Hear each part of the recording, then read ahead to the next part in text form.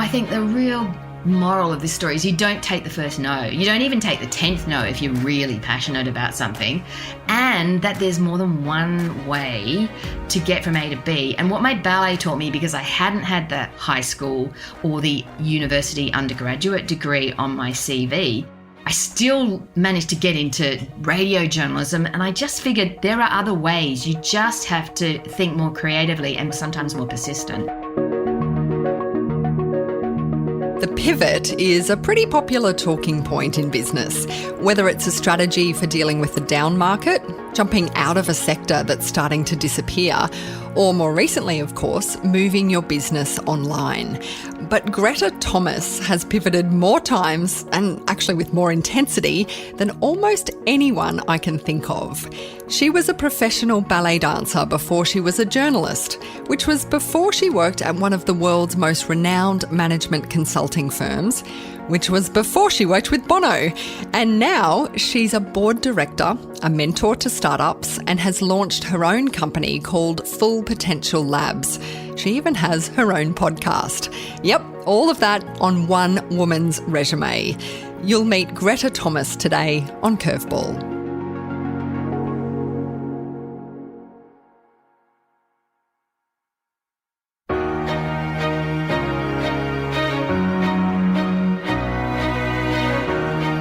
I'm Kellie Riordan, and this is Curveball, the show where we dig deep with great leaders to find out how they turn their most trying challenges into triumphs. It's 2006, and rockstar Bono is fighting the AIDS pandemic by selling the colour red. Now, product red is everywhere now, but at the time, it was a clever, unexpected way to use the power of marketing to make a positive impact on the world. Greta Thomas was one of the early admirers of what Red was doing. She loved the idea so much, in fact, that she spent more than 6 months trying to hunt Bono down to ask for a job. By then, she had a pretty impressive resume, including starting at eBay in Australia and also working at McKinsey & Co. But getting there wasn't exactly a linear path. For one thing, Greta didn't even have a high school certificate, and she started her career not in the boardroom, but the ballet studio. Greta Thomas, welcome to Curveball. Thanks, Kellie. Now, you did start ballet, I think, before you were even a teenager. When did you start to become serious about dancing? I became serious and just loved ballet from pretty much the age of 7. We had a new ballet teacher come in when I was, I think, in grade 2 at school, and she was fantastic at, I thought at being a teacher, and I really related to her, and I loved what we did. And so pretty much from then on, it was never a question. That was all I wanted to do throughout my whole schooling. And ballet's quite a unique and quite adult way to live your life as a child. There's so much discipline required for such a little person. Can you tell me what your childhood was like? Look, I think it was pretty normal because the ballet discipline comes in stages and it gets sort of more intense as you get older. But I was an only child. We'd emigrated from the UK when I was 2. I loved school. I think I was pretty sort of extrovert overall. I had a happy childhood, even though my parents split, and that was traumatic at the time. I was about 12. And a bit unusually, I was raised by my dad from that age. So, yeah, but from the ballet and the discipline point of view, I think, primary school, it was very manageable. And then I was the one driving it. I was the one who wanted to do more. So for me, it never felt like discipline. It just felt like I was doing what I needed to do, and I was prepared to do whatever it took, really. You mentioned there that it was your dad who raised you once your parents split up. And that sort of goes against that sort of ballet mum stereotype, doesn't it? How involved was your dad in the whole ballet thing?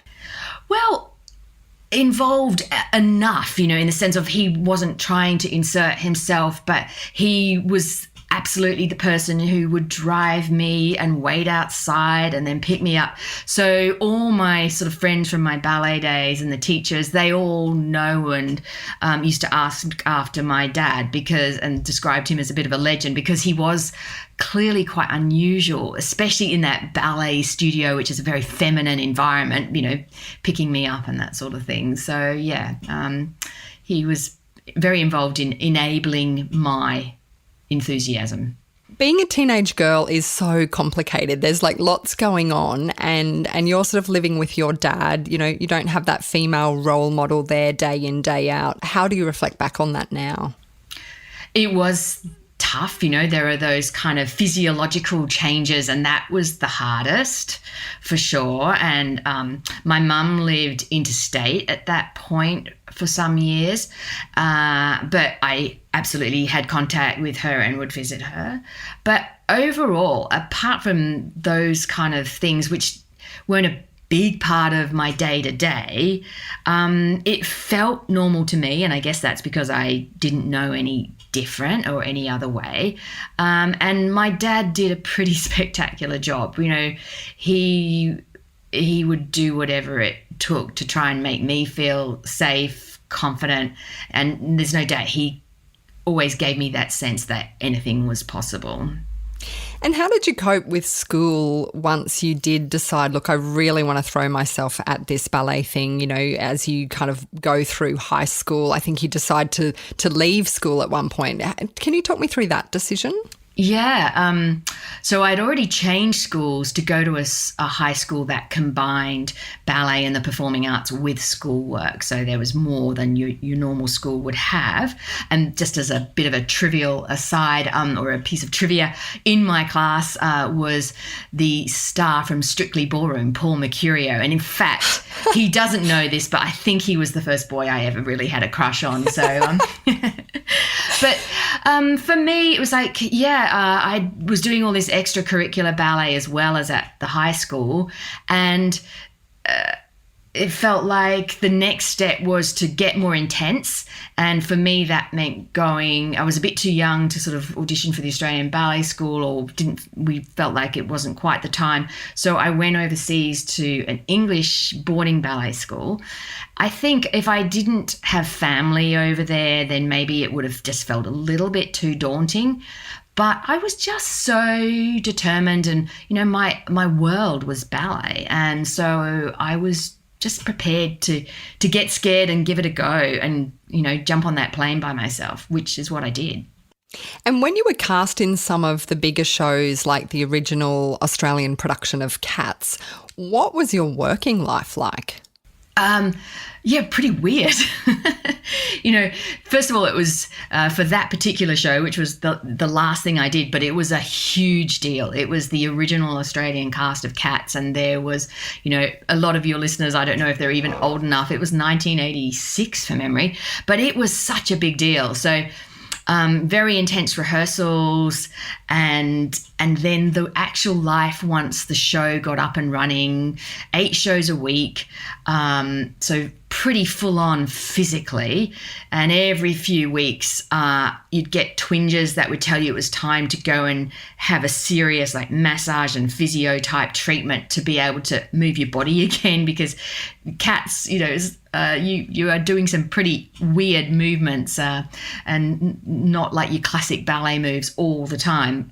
The role I had was for a ballet dancer, sort of a trained ballet dancer, but nonetheless, we were doing some pretty weird things. And for me anyway, it was my first time living in Sydney. I was living in a little studio apartment on my own near the theatre in the city. So my world was still very much just 100% revolving around the ballet, the ballet and the performing. You don't have a lot of time or energy for other things. And in fact, our contracts said, you're not allowed to go water skiing, you're not allowed to ski, you're not allowed to skate, you're not allowed to do this, because they were, to protect the performers from getting broken bones and things like that. You're having this realisation, though, along the way with ballet in the later part of your ballet career that, you probably weren't on the path to be the absolute best of the best. You were brilliant. I mean, you're in the original production of Cats in Australia, so I think we know you're a fantastic ballet dancer. But I think you start to go, am I at the top of my game? But you decided to carry on for a little while. What was going through your mind at that point? Well, so basically, Cats was the compromise and Cats was the carrying on. I had realised at the Australian Ballet School and at WAPA, the WA Academy of Performing Arts, where I also trained after England. And then I danced with the WA Ballet Company for a couple of seasons. I had realised in that process of a number of years that I was good, but I wasn't great. And I wasn't going to get the starring prima ballerina roles. And it's pretty competitive to get a permanent contract with a ballet company. Every year, new graduates get churned out. And in my year, for example, at the Australian Ballet School, I was in the top 20 in Australia that year, one could say, but I wasn't in the top 5. So Cats was, for me, the last hurrah. I thought, well, I'm struggling to get the roles and the like I really want to have as a ballet dancer. I know Cats is going to be huge in Australia as it has been in the UK. So I will do it because an experience. And maybe that will be enough to change the pathway and the trajectory, or maybe it'll be my swan song. And either way, I don't ever have to say I gave up prematurely. I will know that I took it to the nth degree. And that was what drove me. It was like, let's make sure I've tried every pathway. Let's make sure I feel like I've exhausted the avenues to become, the Margot Fontaine in my head that I sort of really wanted to have been as a child. It sounds like it might have been devastating, but I just want to be clear that it wasn't, because I had those years of gradual realization I was good. Oh, hang on, I'm good, but I'm not in the top 5. That happened over a number of years. So it was all kind of unfolding in a gentler way than the 6 or 7-year-old might have imagined. So what happens next? You've got this very specific skill set that, probably doesn't translate super well, right? Skills on the resume, awesome ballet dancer. You hadn't finished school, so where did you go from there? Well, as I mentioned, given I'd had the signals from several years prior that I wasn't going to be the prima ballerina I wanted to be, I had started to think about, well, what else would I want to do? And for me, what was so appealing, because it was the opposite of ballet, which was tunnel vision focused, was journalism. Because for me, that seemed like the world became your oyster in terms of topics. And at the time, Jana Wendt, who was a TV anchor and a current affair host, was sort of, I thought, the role model to aspire to be. So I actually had started studying journalism by correspondence when I was in Cats to help kind of overlap and sort of start the transition away from the tunnel vision of ballet to a different world of journalism. This is really interesting, though, because you try and get a job at the ABC and that doesn't quite work. Exactly right. After Cats, I was fortunate enough to get a job in radio, in commercial radio news as a journalist, because of the sort of the studies and things like that I'd been doing. But after a year or two, I thought, I really want to pursue that Jana Wendt role model goal. And so I applied. The ABC had advertised for TV news apprentice journalists. So I thought, I'm in radio news. Surely I've got a really good chance here. And I sent in my application. And I was pretty shocked and sort of fairly upset to not even get any sort of reply, let alone be shortlisted. And so I realized I'd have to try some other way and some other idea of progressing my aims to get onto TV. Do you know what's funny about this is I feel at this point, after spending, 20 years of my life at the Australian Broadcasting Corporation, I also applied to be a cadet and didn't get anywhere. And many of the most famous presenters or foreign correspondents or the people that you think are at their absolute top also got knocked back for that cadetship. Yeah, so what I did was like within 6 months, I thought, well, how else do I crack this problem? And, one thing that ballet taught me was persistence. And it also taught me, I guess, inherently creativity. And so I thought, well, what's another way around this? And so I ended up writing to the head of news at Channel 9. He'd had some publicity. He was new in the role. He'd come from Sydney. I was in Perth, where I grew up.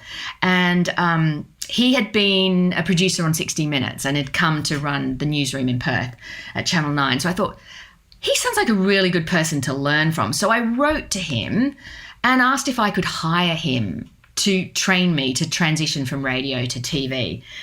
And he rang me a week or so later and said, you don't have to pay me, but buy a case of beer for the camera crew and meet me in a couple of Saturdays' time at this venue.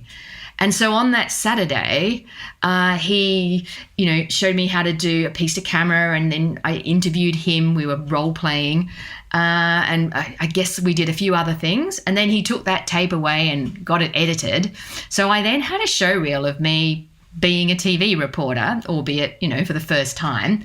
And I proactively sent that off to the ABC newsroom. They hadn't advertised. And lo and behold, they call me, and, a few conversations and interviews later, I get a job on the 7:30 report. I love this hustle, Greta. This is just so great. I think that's right. You just have to make your own luck, and you'd learnt that sort of early, right? No one was going to hand it to you on a platter. And, I think the real moral of this story is you don't take the first no. You don't even take the 10th no if you're really passionate about something, and that there's more than one way to get from A to B. And what my ballet taught me, because I hadn't had the high school or the university undergraduate degree on my CV, I still managed to get into radio journalism, and I just figured there are other ways. You just have to think more creatively and be sometimes more persistent. You end up in London next, and was that as a reporter? I started out as a reporter there, yes. That was the first thing I did on, freelancing for different TV newsrooms there. But then, I was thinking, okay, after several years of journalism, especially TV, it's pretty formulaic in terms of the stories and how you write the stories. And I had friends in London who were in business and studying at London Business School. So I was thinking maybe it's time to see what the other side of that fence of communications is like. And so the natural segue from journalism is PR. And so I started putting feelers out and, took a role in PR in London. And I think this lands you on a yacht doing some kind of crazy job at some point, doesn't it? It does. Well, what happened was there's it's got a different name now, a British nuclear power generator. And I figured if I was going to learn about public relations and issues management, that would be a pretty good place. And I also talked to some friends that I respected about pros and cons of nuclear power. And they were probably ahead of their time, actually, because they said, well, it's pretty clean energy. Obviously, the waste is a big issue, though. I was on the energy generation side, so I thought, well, I've got a lot to learn. Let's give this a go. But the real clincher of that deal, the reason I took that job was they were sponsoring a yacht. In a yacht race that was going around the world. And they promised me that I'd be able to work on that. And my dad had been a master mariner and had taught me to sail. And I loved sailing. And so that was the clincher. That was really why I went to work for Nuclear Electric. And yes, I wasn't meant to be on the yacht, but I made sure I trained with the crew that was appointed. And when one or two crew members dropped off, I was ready to jump on a plane. And yes, I sailed in the last leg of the round the world race all the way from Cape Town in South Africa to the UK non-stop. And was it smooth sailing? Never could be smooth sailing, but 36 days non-stop at sea. I particularly felt, I was new to the yacht, really seasick for the first few days. And then you get, things like you get becalmed, you eat dehydrated food. But I was doing like radio and TV interviews and writing from the yacht, so to help, kind of get more publicity for the company. I was the only girl. There were 14 of us, so 13 men and me. What was great was I managed to eat 14 Mars bars in over 36 days and still lost half a stone, because you have to get up every 3 or 4 hours for watch. And so I think just that movement and getting used to life at sea was kind of a novelty. But what was amazing is it was incredibly tense in the last week. Our yacht had been winning the round the world yacht race, or leading, but there was another yacht that had now almost overtaken us in the cumulative time around the world. And so we didn't know until the last 1 hour, as we were battling the Solent in Southampton and tides, if we would win this race or not, the whole round the world race. So the tension on board was extraordinary. And then the elation was proportionately as extraordinary when we crossed that finish line. And we were on the front page of every British newspaper. It was such a big deal. It was very exciting.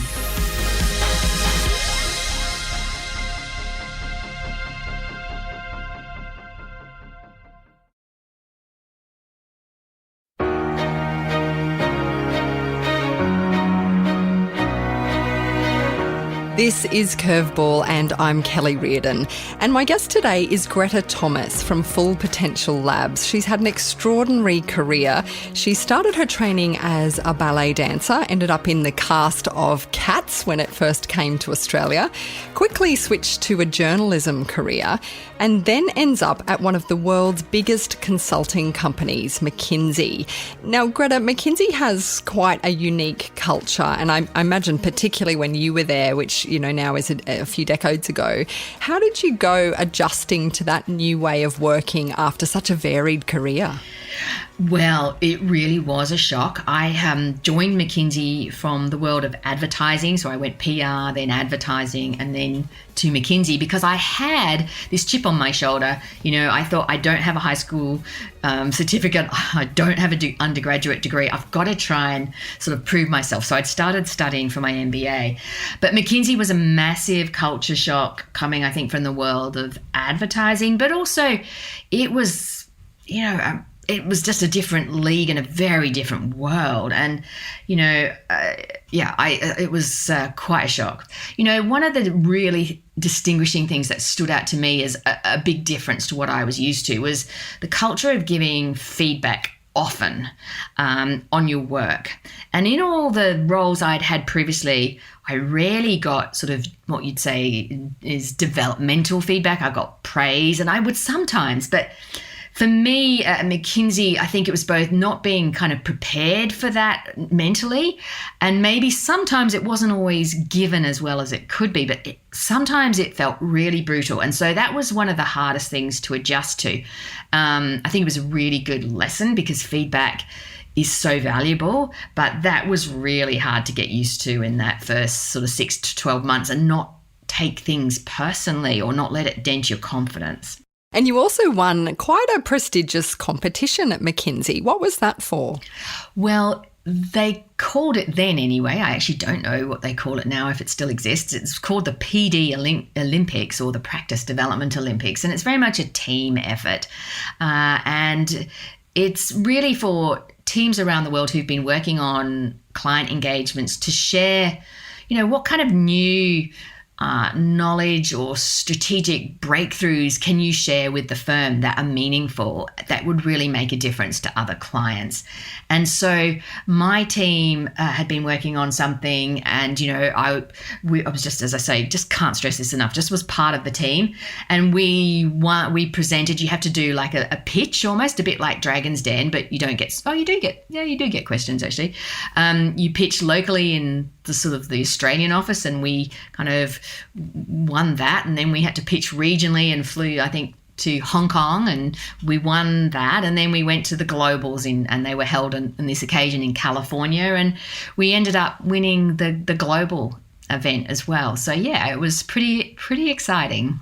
One of the great little moments too is that you sort of buddy up with another colleague, and the two of you end up at eBay. And I think this is right before sort of 2000. We had Kate Vale, who was one of the first employees for Google Australia and Spotify Australia, on the show recently. And this sense now of these huge tech giants just having like 2 or 3 employees. Can you take us inside eBay at that time?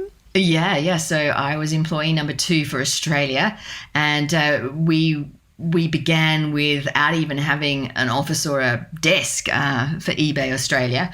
The first few days we were in the eBay USA headquarters, or the first week or so, just kind of getting the download from them on, where they were at and how we would operate in Australia.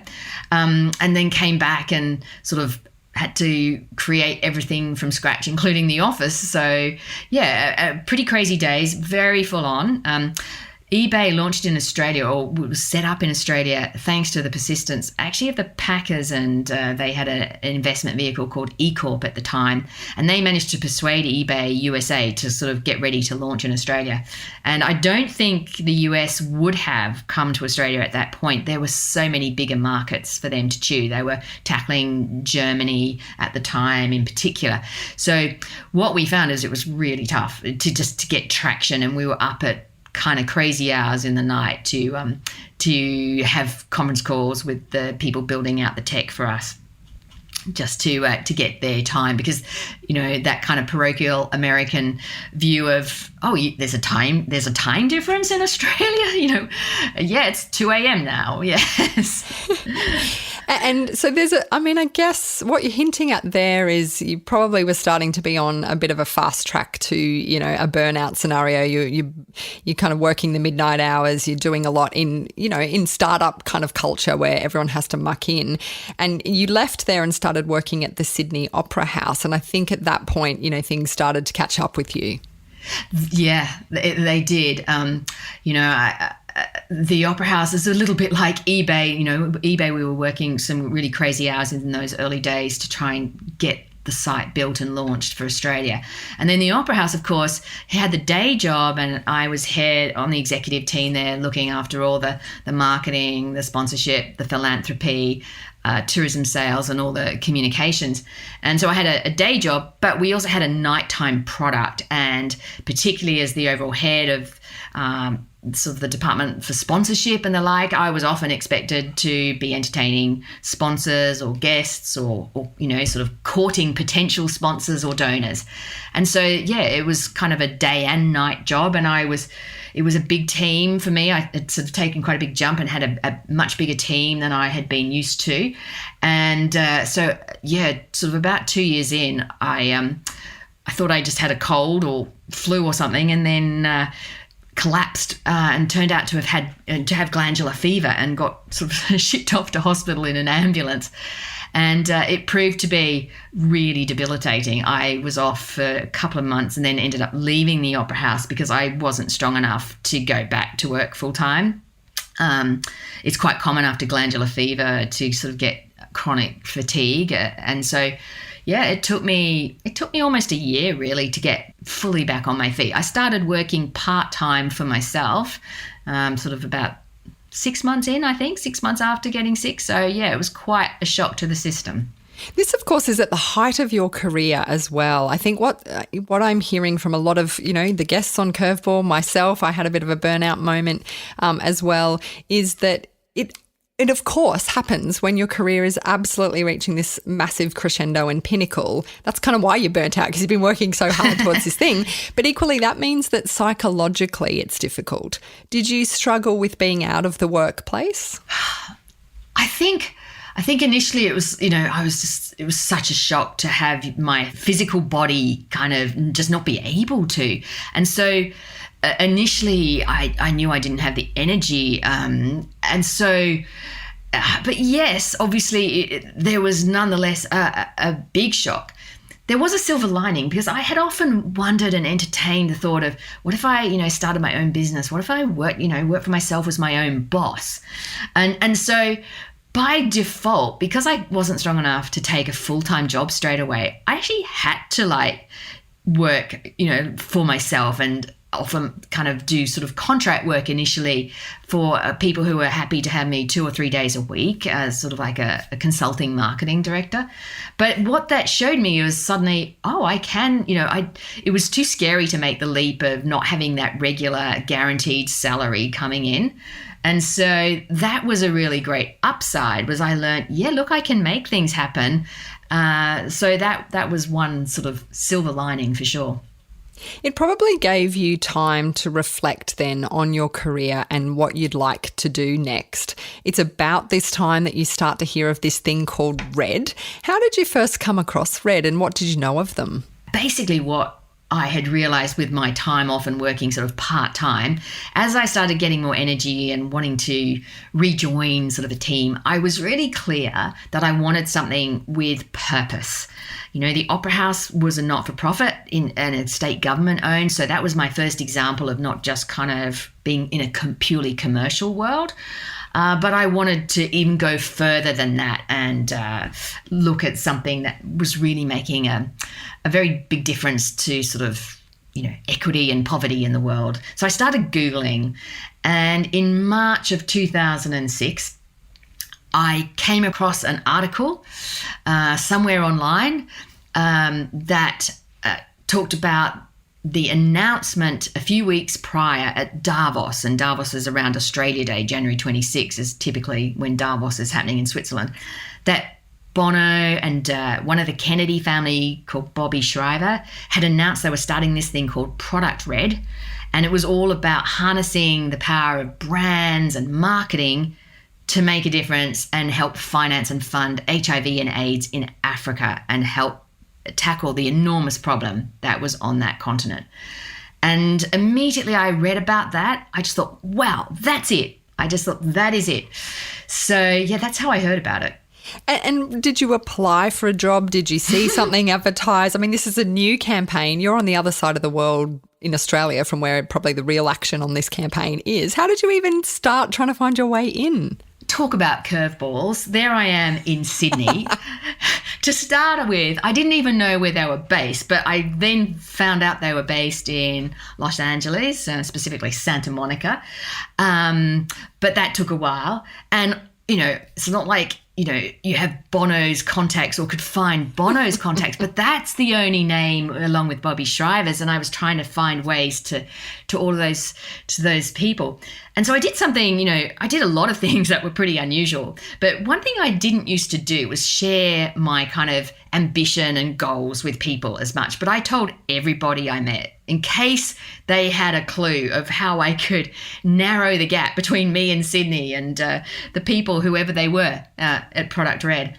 And I was spending hours every night, all day, depending on my schedule, researching and learning whatever I could. I was asking my network. And then I thought, well, hang on. I learned that Bono had just been recently, some couple of months prior, on the Andrew Denton talk show. He had a TV talk show at that point in time.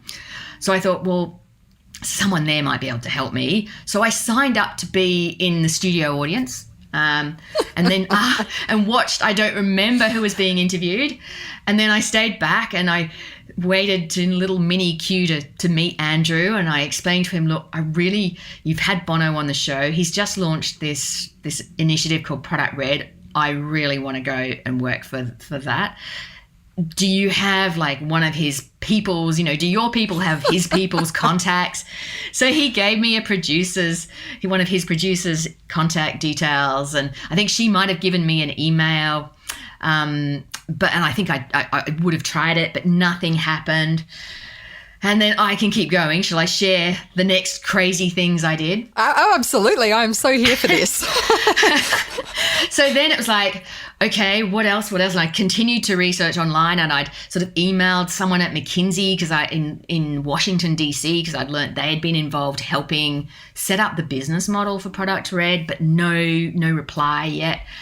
And then I learned Bob Geldof was coming to Sydney to speak at a conference, and I knew that because they're both Irish and obviously both in the music world, they were good friends. So I thought, right, well, I better buy myself a ticket to this conference. So there I am. I'm in the audience watching Bob Geldof pace the stage as is his wont, giving his kind of presentation about poverty. And I could tell he was starting to get near the end, and my mind was racing going, I'm here, but what am I going to do about this? He's on the stage, I'm in the audience. fortunately, because of all my theatre experience, both as a ballet dancer and at the Opera House, I knew exactly how to go backstage. And so I thought, I have to do this. So I got up and sort of calmly, nonchalantly strolled along from my seat in the audience along the side, and I walked down to the front of the stage where there is a door, and opened it, not knowing whether I'd be met by a security guard or anything.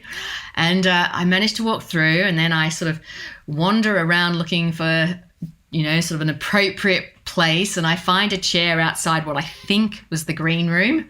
And I sat myself in this corridor, heart beating at a crazy rate. I sort of hear the applause in the auditorium in the background as Geldof is finishing.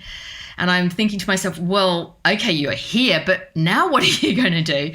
So I had a business card, and I grabbed my business card and I wrote in tiny print on the back, I thought, well, how's Geldof going to tell Bono who I am and how to contact me? And, so I write this brief note sort of to Bono on the back of my business card. So you can imagine how small it was. And sure enough, I wait, heart pounding. And eventually I hear a group of people. So it's Geldof and his minders come by, and I jump up and I kind of doorstop him, to use a journalist term, I just blurt out. And he was probably thinking, what on earth? I just blurt out, I really want to work for Product Red. Could you please give this to Bono? I've got, relevant experience. And I go home. Now, of course, in hindsight, it was completely probably pointless, like as if Geldof would hold on to my card and give it to his great mate, Bono. But I just knew that I had to leave no stone unturned. And for me, on that day, in that moment, that was what I had to do. And I could go to bed that night knowing I'd tried my hardest.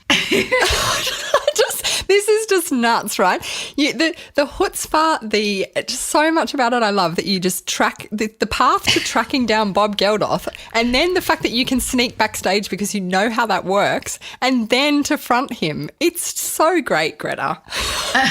Well, I wouldn't recommend that necessarily, that course of action now to people who are keen to get something.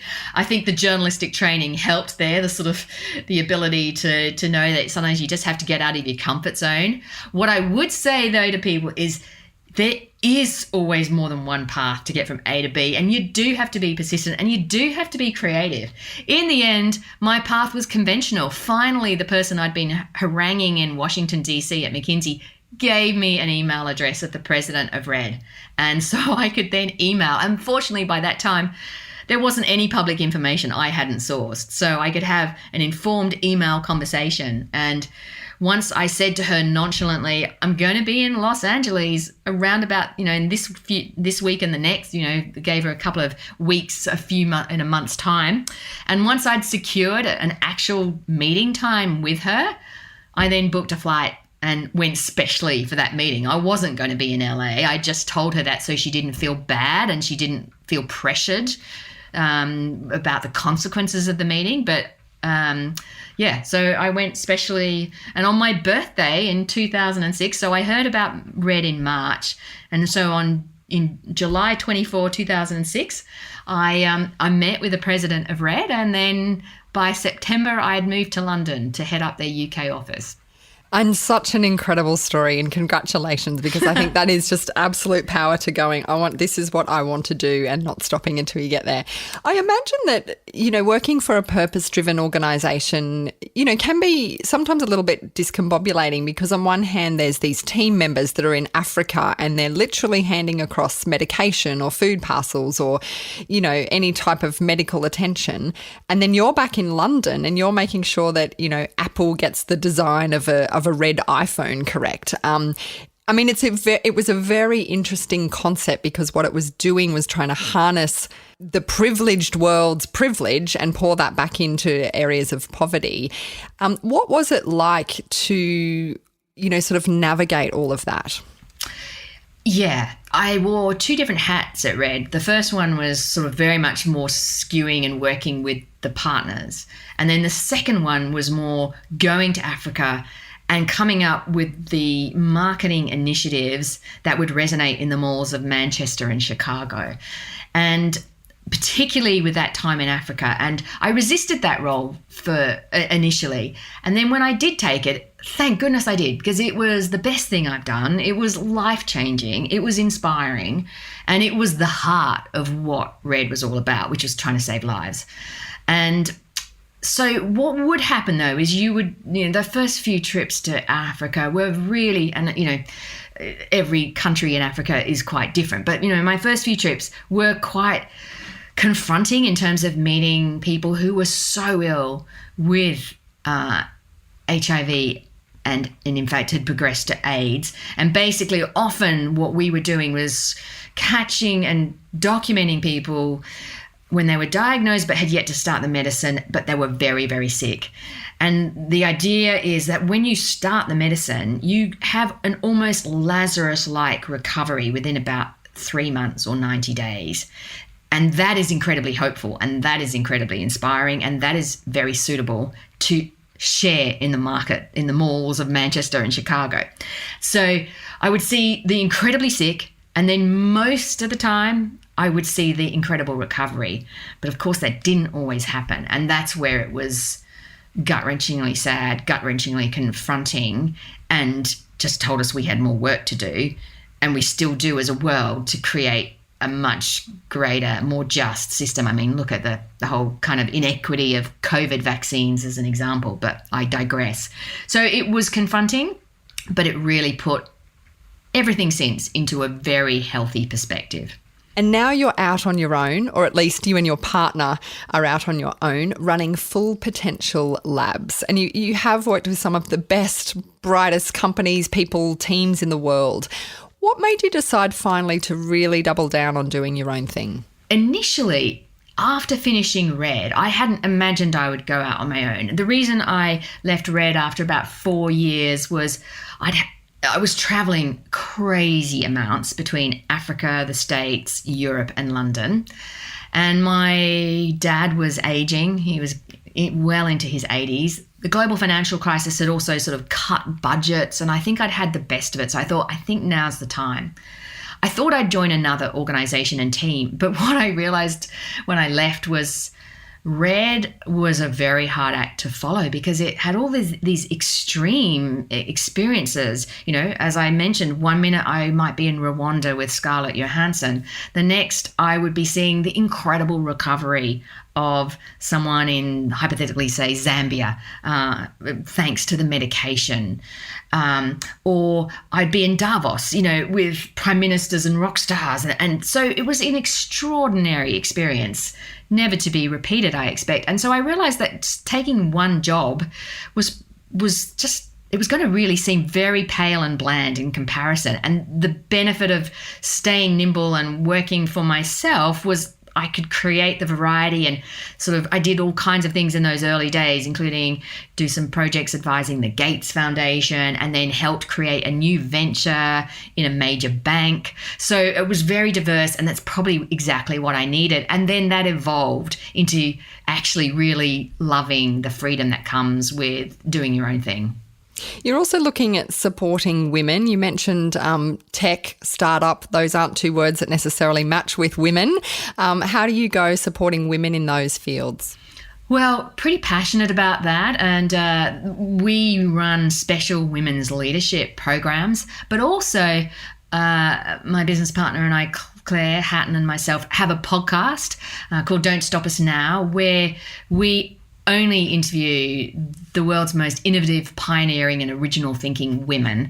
And so it's all about putting the spotlight on the amazing things women are doing and hoping that we inspire other women to step out of their comfort zone and pursue their passions to help kind of create a better society going forward. So they're the two key ways.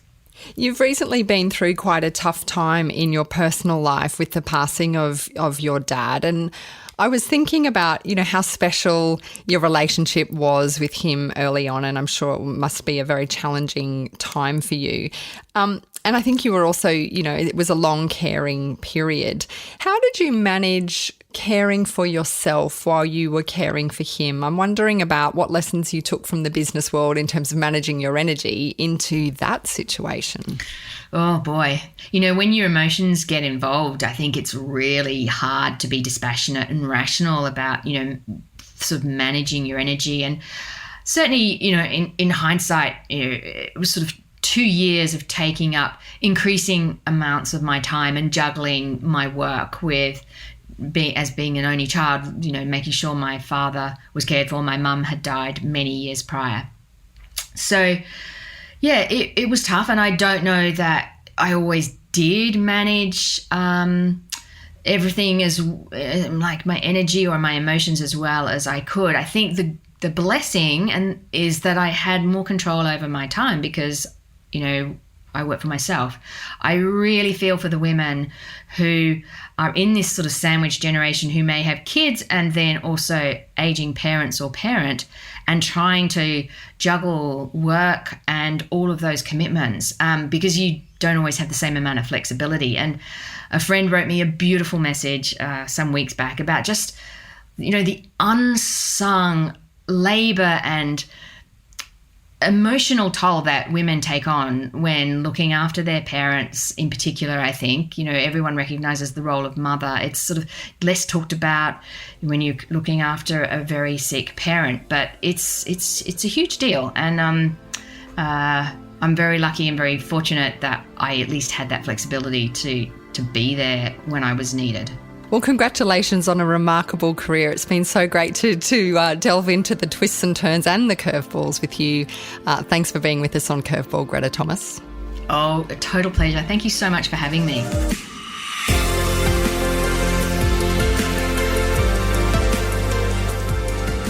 Greta Thomas of Full Potential Labs, and her podcast, which she co-hosts with her business partner Claire Hatton, is called Don't Stop Us Now. I just can't get over the hustle that Greta has shown across so many years and across so many different jobs. That advice to never take the first no or even the 10th no is so inspiring to me. And if you're looking for some inspiration from other great leaders, there's so many great episodes of Curveball sitting in your podcast feed right now. I've spoken to some pretty amazing people across different sectors, like Kate Morris, who started Adore Beauty, the online retailer, Kate Vale, who was employee number 1 of Google Australia, not to mention one of my favourites, Justin Dry from Vino Mofo. He is such a raconteur. I love chatting with him. My first business was when I was 10. It was a lawn mowing and car washing business. I was that annoying kid that knocked on the neighbours' doors and asked to do stuff for you. It was just like $2 a car. It was cheap. My business model was a little bit off, but that was my first one. Then I did I sold Christmas trees when I was 14. I bought them from a Christmas tree farm, sold them on a corner, a busy corner. Yeah, it was nuts. So I don't know. It's just been, I think, part of my DNA. So if you're enjoying Curveball, we'd love you to leave us a review on whatever app you're listening to us on right now. And if you have ideas of a great leader for us to talk to on the show, or someone who's, maybe just faced a curveball that is unbelievable, do send us an email at hello@deadsetstudios.com. Curveball's a production of Dead Set Studios, a global podcast consultancy. This episode was produced by Liam Riordan, and the executive producers are Rachel Fountain and myself. The sound designer is Justin Rouillon.